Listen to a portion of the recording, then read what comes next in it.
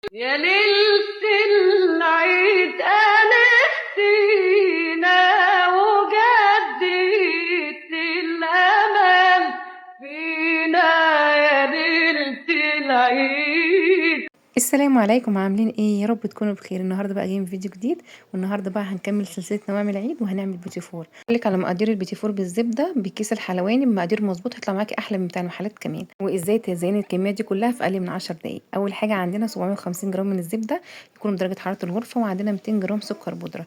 هنضرب الاتنين دول مع بعضهم كويس جدا لحد ما الزبده الصفرا ديت عايزانا تبقى بيضه كده، تبقى هشه وتبقى كريمي. كل ما ضربتي كويس كل ما تعرفي ان البيتي فور بتاعك هيطلع بيتي فور كده طعمه حلو فاخر كده وملوكي، وحاجه كده يعني طعمها اللهم بارك تبقى حلوه جدا. طيب لو انت ما عندكيش ميزان وعايز تعرفي الوزن بتاعك بالظبط قد ايه، هم 750 جرام، هتعملي ايه؟ اللي هتجيبي القالب الزبده بتاعك وتقسميه على 4. إيه، تاخدي منه يعني 3 قطع، وهتسيبي القطعه الرابعه، يبقى ده معاكي بالظبط 750 جرام. طيب السكر برضو تعرفي الكوبايه قد ايه بتاعته هنا، لو انت ما عندكيش ميزان برضو هتضربي السكر البودره تحطيه في الكب وتضربيه خالص، وبعد ما الضرب يعني تعايري منه مقاس كوبايه الشاي العاديه دي تبقى كوبايه مليانه هرميه. تمام كده يبقى معاكي المقادير ان شاء الله مظبوطه من غير ميزان. طيب بصوا، احنا هنا بنفضل نضرب في القوام. بصوا انا عايزه القوام ده بالظبط اللي هو يكون اللون فاتح كده وهش وكريمي. طب هننزل عليهم بقد ايه؟ بالبيض 2 بيضه وواحد صفار بيضه. تمام. عايزاه ناعم قوي هتحطي بيضه واحده وصفارين بيض. طب انت لو عايزاه ناشف هتحطي 3 بيضات على طول بالصفار بالبيض بتاعهم. هتقدري تحطيهم واحده واحده لحد ما كلهم يتوهوا كده معاكي، وتاكدي ان خلاص ان كل الخليط كله تجانس مع بعضه. بعد ما الخليط كده يتجانس معاكي هنخش بقى المرحله اللي بعديها، ان احنا بقى نجهز الدقيق بالمواد الجافه التانية. طيب الدقيق بتاعنا قد ايه؟ الدقيق بتاعنا عباره عن كيلو دقيق الا معلقتين. عايزين الا معلقتين ليه؟ عشان يبقى سهل معاكي في النزول من الكيس الحلواني. هتحطي بس عليه نص معلقه صغيره بيكنج باودر ممسوحه. احنا بس عايزينها تبقى البوتيفورايه هشه، وفي نفس الوقت زي ما تدخل النار تطلع بنفس الرسمه بتاعتها. تمام. هنكده كل المكونات على بعضيها وتقلبي تقليبه كويسه، وبعد كده بقى ننزل بخليط الزبده والسكر والبيض على الخليط اللي هو بتاع الدقيق والبيكنج باودر. طيب احنا في المرحله ديت احنا مش عايزين خلاص نقلب جامد او نعجن او كده، احنا بس عايزين الخليط دوت يمتزج مع الدقيق. فبس يعني بنقلب كده بس بايدينا او تقليبه بسيطه بس لحد ما نتاكد بس ان الدقيق اختلط مع المكونات بتاعتنا. احنا مش عايزين نربي له عرق او نعمل فيه نربي الجلوتين اللي فيه يعني يتنشط، لا احنا عايزينه يبقى خفيف وفي نفس الوقت ايه المقادير بتاعتنا بس مختلطه مع بعضنا. بصوا انا كده بس يعني بدخل المواد في بعضها مش عجن يا بنات. تمام. طيب بعد ما خلاص يبقى مرحله العجن وتبقى العجينه معاكي طريه ولينه وكل حاجه، هتجيبي بقى الكيس الحلواني بتاعك وتحطي فيه العجينه بتاعتك. تمام. لما تحطي العجينه في الكيس الحلواني يا ريت تشكلي كله مره واحده، يعني تقطعي العجين بتاعك وتشكليه كله في الصاجات لغايه ما تخلصي الكميه. بلاش تقولي لما لو هعمل مثلا صاج وبعد كده اسويه وبعد ما يطلع هعمل الصاج اللي بعده، لا عشان خاطر العجينه معاكي تبقى طريه في الكيس وتفضل طريه ما تبقاش ناشفه او تجمد منك، او عشان ما تيجي ما توجعكيش. طب احنا هنا استخدمنا التب اللي هو مقاس كام او رقم كام؟ 6 اف تي، ده انسب تب للكيس الحلواني. بيطلع البوتيفوريه معاكي حلوه، لا هي كبيره او ولا صغيره قوي، بيطلعها خفيفه معاكي وهشه. بصراحه يعني معروف كده ان في البوتيفور ان هو التب دوت كل المحلات بتعمل بيه. فهو دوت يعني ايه الرسمه الاساسيه بتاعتنا في العيد معانا في البوتيفور. طيب احنا بصوا لما تيجي نحط بقى الكيس بلاش تمليه قوي عشان برضو ايدك ما توجعكيش، انت برضو شغاله بايد. يعني بتملي الكيس بتمسكي بايدك الشمال الكيس كله، وبتضغطي من تحت بايدك اليمين على حاجه بسيطه كده عشان يبقى نازل معاكي بسهوله. يعني بصوا برضو انا هقول لكم إيه بصوا كده وانا بعمل انا شغاله ماسكه بايد من فوق الكميه، وايد من تحت بضغط على الحته الصغيره دي من تحت خالص عشان خاطر ايه يعني اعصاب ايدك ما توجعكيش. مش اللي هو بتضغطي باعصابك كلها على الكيس من فوق، لا انت بتضغطي على حته صغيره من تحت. تمام كده. عايزه اقول لكم ان الكيس احسن 100 مره من المكنه. انا كنت بجرب زمان اعمل بالمكنه، كانت بتاخد منك وقت وتقعدي تظبطي وتدوسي ليها تكه معينه وتفضل تملي تاني. الكيس الحلواني ما شاء الله بيشيل كميه اللهم بارك حلوه.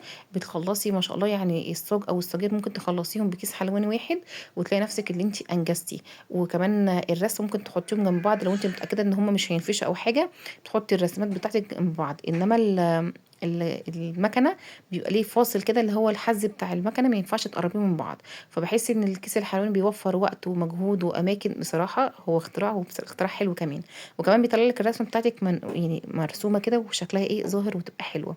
اهم حاجه بس زي ما قلت لك الكميه كلها حطيها على طول في الصاجات، حتى لو مش هتستوي يعني مش هيحصل له اي حاجه في الصاج يعني يتشكل، احسن ما يبقى قاعد في الكيس الحلواني واللي احنا مع السقعه الزبده تنشف معاكي او تجمد، فهتلاقي انت صعوبه جامده ان انت تنزليه من الكيس الحلواني، وهتحسي ان انت ايه يعني بقيتي في مشكله كبيره.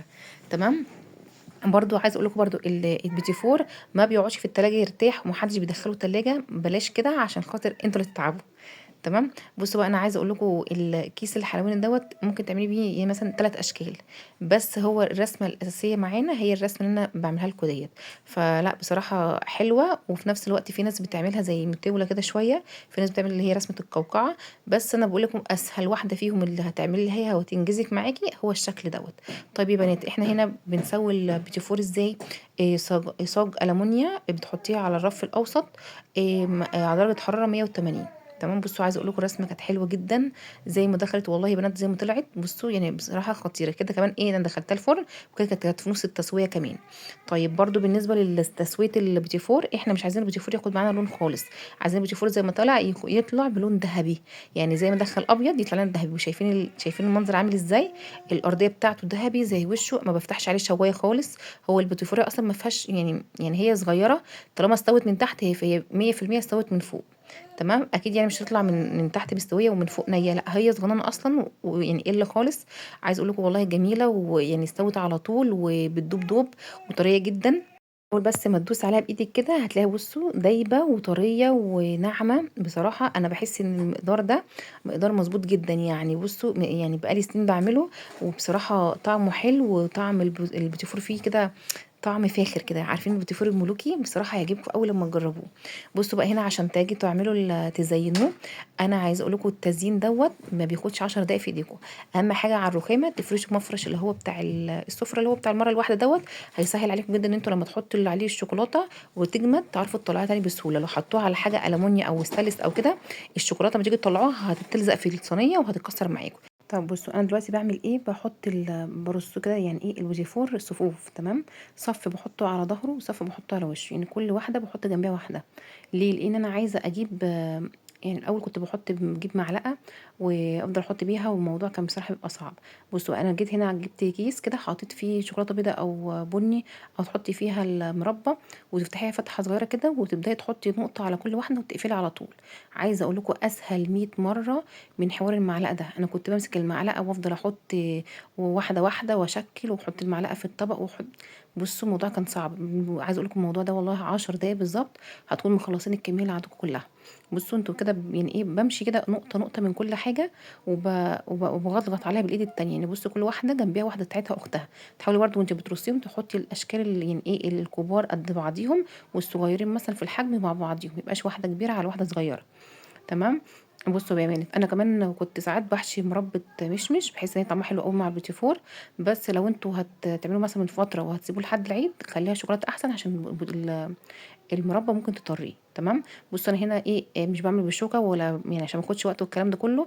انا هنا ايه بحط بغرس نص الواحده كده في قلب الشوكولاته بصفيها واحط على طول على اللي هو المشمع الكبير ده. تمام. بعمل بقى عشان تعرفوا برضو الكميه كلها تبقى معموله متساويه، اعملوا مثلا صف بشوكولاته بيضاء وصف شوكولاته بني، صف مثلا شوكولاته بيضاء مثلا مع جوز الهند مثلا، وصف مثلا شوكولاته بني مع مثلا مع مكسرات، عشان تعرفوا برضو الكميه بتاعتكم يعني ايه. يعني عملتوا مثلا ايه تبقى يبقى العدد كله قد بعضه اللي اتعمل، يعني كل صف اتزين بشكل مختلف، ما يبقاش مثلا تلاقي نفسك كترتي من حاجه قللتي من حاجه، يعني يبقى عندك كل الاشكال بكل انواعها يعني. والتزيين ده عامه يعني في الاول في الاخر ده حاجه ترجع لك انت على حسب ذوقك، ان انت عندك المقادير مظبوطه، فالتزيين ده بقى بتاعك انت ابداعي فيه بالطريقه اللي انت عايزاها. عايزه تحطيه بيستاشيو، عايزه بصوا يعني تقدروا تلعبوا فيه بكل الطرق اللي انتوا عايزينها. بصوا كل واحد على حسب مزاجه، والمهم ان الاساس اصلا عندك يعني ايه مقاديره مظبوطه مقاديره صح. فانت برضو ايه دي حاجه ترجع لك انت، وان شاء الله ربنا يحسن ما بين ايديكم كده يا رب. ويا رب تكونوا استفدتوا يعني من الفيديو، ويكون قلت لكم كل المقادير والطرق وكل حاجه. تمام. ولو برضو في اي حاجه نسيت اقولها لكم برضو عرفوني او اكتبوا لي في الكومنتات، وانا معاكم باذن الله ان شاء الله.